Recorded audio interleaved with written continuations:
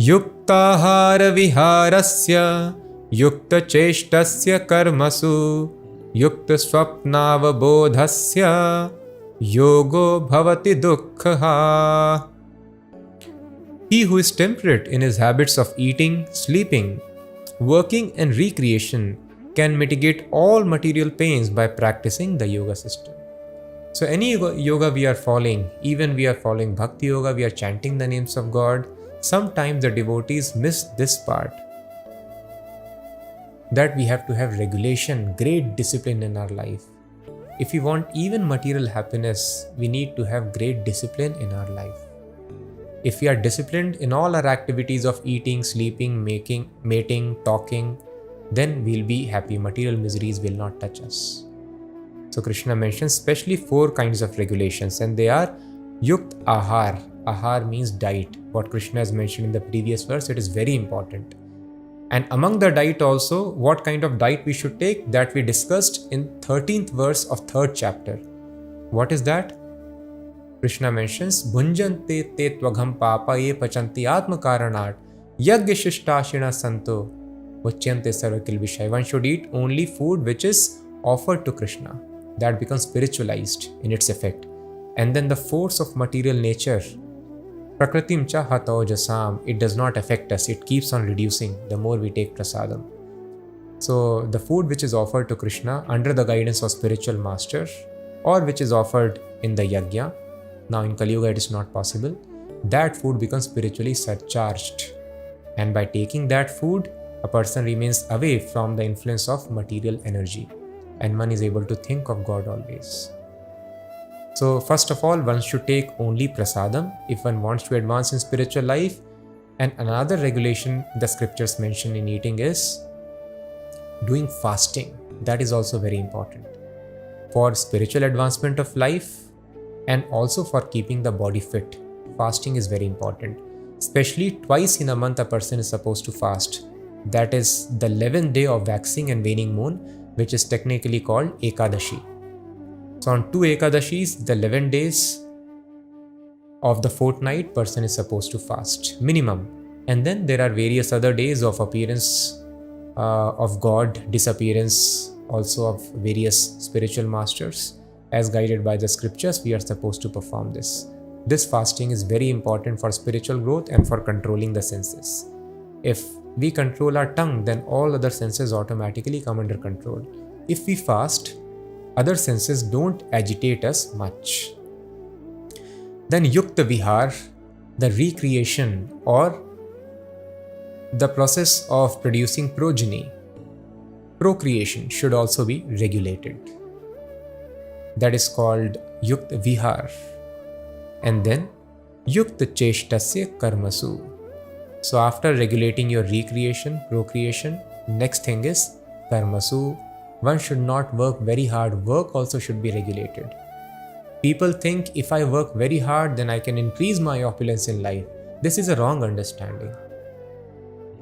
As it happens in our jobs also, once we have got a designation, our salary is fixed till next appraisal.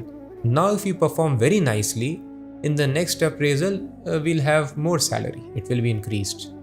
Similarly, it is told in the Vedas, as per the activities what we are doing now in this life, our future opulence is getting decided.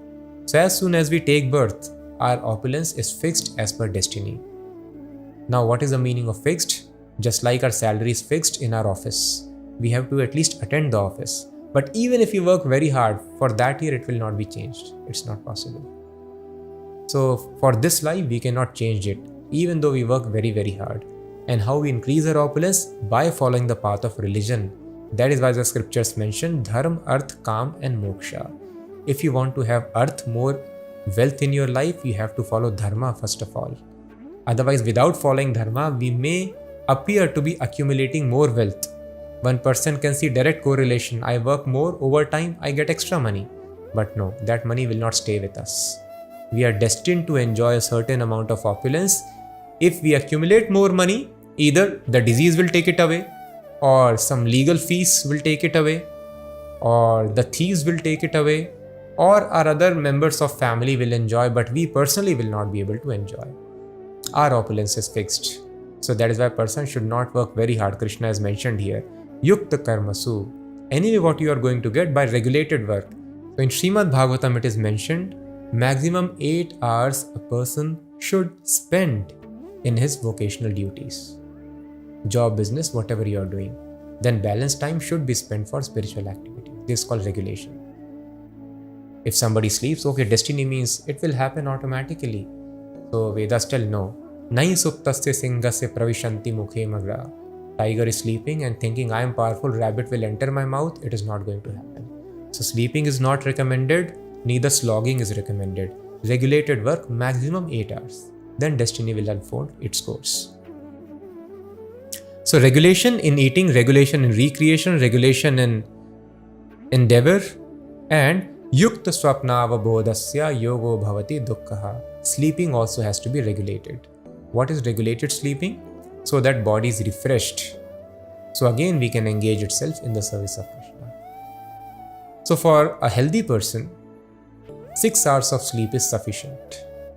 We should not sleep more than 6 hours. If we are requiring more sleep in our current situation, that means we are very heavily influenced by the modes of ignorance, tamoguna. So we should try to minimize gradually by regulating our diet and our work. We'll be able to do it. So it should be brought to not more than 6 hours at night, and we should sleep early and get up early in the morning. Getting up in Brahm Muhurta. Muhurta is a period of around 48 minutes, and Brahm Muhurta begins 90 minutes before sunrise. So that Muhurta, we are expected to get up and practice our spiritual practices in that time. And the most important spiritual practice for this age Kali Yuga, as Lord Krishna has and will recommend, is chanting of his holy names. So this should be performed in the Brahm Muhurta when we get up. And that is good for our health as well. And anything, if we read books, scriptures at that time, it will be 5 times more effective. So initially we may feel sleepy because the body has not been trained nicely, but we have to train for spiritual advancement and to keep away even material diseases. So sleep early and get up early in the morning in the Brahm Muhurta time. And if required, maximum 1 hour should be spent in the daytime for sleep, not more than that. Otherwise, these are sciences. Otherwise, again, we'll come under the mode of ignorance. Sometimes we may wonder, even though I have taken 2 hours of rest in the daytime or 3 hours more rest, still I'm feeling lazy. I drag myself because we have been under the influence of tamoguna. A tamasic person will feel always lazy, and heaviness will be there, enthusiasm will not be there. So do not sleep more than 1 hour in the daytime. That is optional. So in this way, one should regulate these 4 activities: ahar, vihar, cheshta and swapna.